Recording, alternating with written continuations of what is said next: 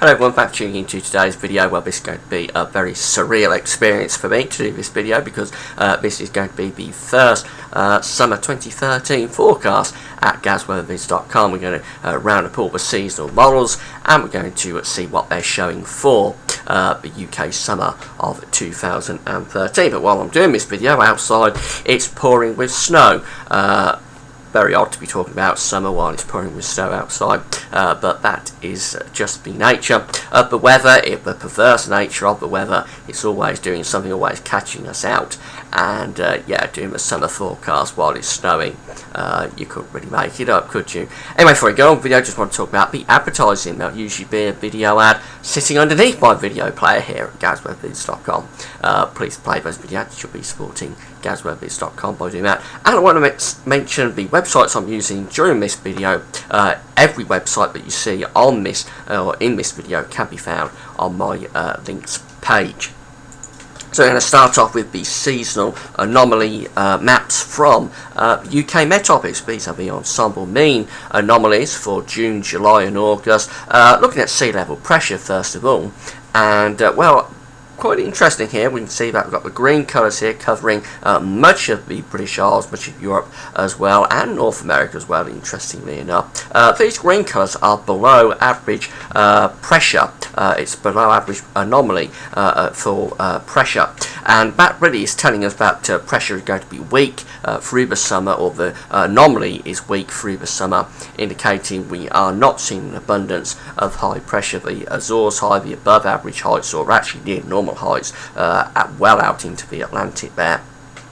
British Isles and Europe really seeing slightly, only slightly, but slightly below average pressure as an anomaly for the summer. So that's not really getting us off to a very good start if you're looking for a warm and dry summer. Of course, had some abysmals in the last few years, so I'm sure we're all hoping we'll have a decent summer, but that's not getting us off to a very good start. This is the ensemble mean anomaly for temperature for the summer, and we can see that model is predicting near normal temperatures here across the British Isles and for much of France as well. We're in those lemon colours, in the pale beige colours, indicating near normal temperatures being predicted. Slightly below normal though to the east, slightly below normal over Spain. That's not very good sign. That's not indicated that an Azores high is sitting over Spain, giving a lot of heat down there. So again, that's not really a very good sign. Although you can't read too much into this. This is just raw data, really. You can't read too much into it, but certainly not that good an update, really, from the UK Met Office. For precipitation, the ensemble mean anomaly is showing that we've got near normal precipitation. So the model's going for near normal precipitation, near normal temperatures, but that weakness in the pressure, I think, is quite troubling if you're looking for a decent summer. But it's early days yet. We'll be doing more updates through April and May as well, so don't get too disheartened about that. Next model we're going to look at is the Brazilian model. We're going to have a look at the Brazilian model, and we can see that what we're looking at here is 500 millibar height anomalies. These 500 millibar heights are a little bit different to what we normally see with 500 millibar heights, because the yellow and orange areas are actually below average heights. Most of the time with 500 millibar heights, those yellow and orange areas are above average heights, but on this particular model these are below average heights, with above average heights indicated by the greens and the blues.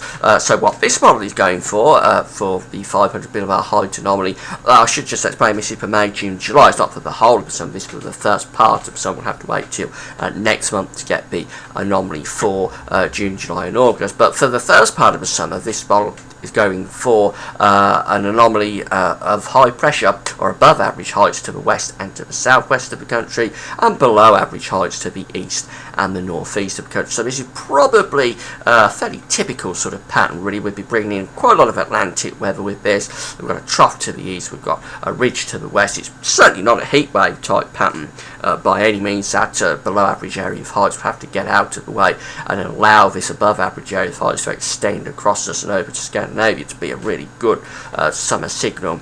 This is probably very much near normal, maybe on the cool side actually, so again that's not a particularly inspiring anomaly for the summer. Next model we're going to look at is the CFS version 2 model. These are 700 millibar height anomalies, very similar idea to the 500 millibar heights, really just a slightly different area in the atmosphere, and well, there's not much to look at all here. Very often this is the case with the CFS model, huge areas of the whole of the globe really having near normal 700 millibar heights. It's just that the model hasn't got much of an idea what is going to happen once we get through to the summer. So for temperature anomalies for the summer, June, July and August, well, we're near normal here, little spotches of above average temperatures, little spotches of below average temperatures, but really we're near normal across Europe and Britain. The model hasn't got a signal yet. For precipitation, slightly stronger signal. We've got drier than average conditions being forecast for Scandinavia, Germany and Denmark. That's indicating probably some sort of ridge of high pressure to produce that. Whereas further south we've got below, we've got above average precipitation being forecast. Only slightly, but slightly above average precipitation being forecast through Iberia and through Mediterranean. Quite unusual this. You would expect this area to be dry, this area to be wetter, so maybe it's going for some sort of a ridge in Central Europe with the jet stream being pushed down into Mediterranean, but there's not enough there really to be able to say what the model is going for. I'll just be clutching at straws really to try and pick up a signal from that, so I think it's best we leave that alone for this month. The next model we're going to look at is the JAMSTEC IOD model, and these are straightforward temperature anomalies for the summer, June, July and August. Model is going for a cooler than average summer here across the British Isles. Most of Europe above average in these salmon pink colours, particularly through Mediterranean, so if you're off down in the Med for a summer holiday, well, it does look quite hot down there if you're lucky and the model's right. But for us in Britain, it does look like being a cooler than average summer. You have to say JAMSTEC IOD has been one of the few models that's did pick out the colder than average winter that we've had. So maybe you give a little bit more credence to this model, I'm not sure, but it's early days for the summer, but definitely a cooler than average summer signal being predicted there. And then if we go on to, we're going to go on then to the precipitation anomaly for the summer. This is the precipitation anomaly for the summer, and actually the anomaly annoyingly isn't coming up there. I'm not sure quite what the problem is with that, so let's see if we can get it up again. We may be able to. There we go, there's precipitation anomaly for the summer, and what we're seeing there is well, slightly above average precipitation being forecast for England and Wales. Really it's around normal, I have to say, but it's favouring towards the blue, so it's favouring towards the slightly above average end of near normal, but it's not a strong signal. But certainly nothing in that model either to really indicate that we're going to be in for a particularly inspiring summer. The next model we're going to look at, and the final model for this update, is the Beijing Climate Centre, and we're seeing here 500 millibar heights, and it's a more typical 500 millibar height anomaly map than we normally see with the Brazilian, than we did see with the Brazilian model. This is below average heights in blue area, above average heights in the orange area, and this model is going for below average heights in the Atlantic, so quite a deep trough there in the middle of the Atlantic, but above average heights as an anomaly for around British Isles and going to the east of British Isles, well, up over Scandinavia, quite a nice area of above average heights at there. So that's perhaps not a bad signal for the summer. This is the only model really that's got a decent-ish signal for the summer. If this is right, you would be thinking that this trough in the Atlantic would be promoting the ridge around Europe and to the east, and we'd probably be getting some quite warm weather at times. And certainly that's what the temperature forecast is indicating for the summer. It is going for an above average temperature anomaly for the summer around British Isles. Not desperately above average, not a classic sort of hot, desperately hot summer, but certainly we're on the above average side of the scale. during June, July and August, and a bit of precipitation, near normal really. It's a little bit wetter than average up to the northwest. It's a little bit drier than average. Can't really make it out actually, but it's a little bit drier than average down to the southeast of the country. You would expect that because we've got the ridge towards the east, we've got the trop towards the west, so you'd expect it always to be more unsettled up to the northwest. But just a bit of a caveat on that. This is the 500 millibar height anomaly for the next period. So that first anomaly was for June, July and August. This is for July, August and September, so going to the late summer period.